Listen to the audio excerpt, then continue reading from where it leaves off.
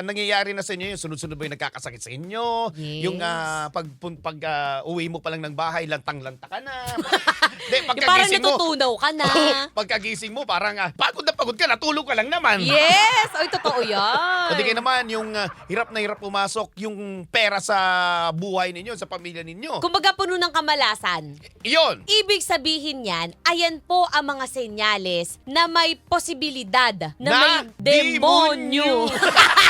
Eto, makinig kayo mabuti ha. Kikwento ni Reyna Ivana yan. Baka malay mo, di ba? May paraan para mapaalis yung mga demonyo. dyan Yan. sa At saka para bahay nyo. matukoy nyo kung, hala, may demonyo na ata.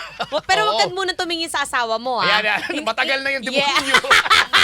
Hindi namin tutukoy asawa mo, o kapitbahay nyo, o yan. yung kung sino man nandyan sa bahay ninyo, Ibig mga sabihin, idol. may mga elemento. Yes, yung Yan. mga spiritual po, hindi po yung asawa mong demonyo na inumaga na naman ng uwi dahil kagabi nag-inom. Yeah.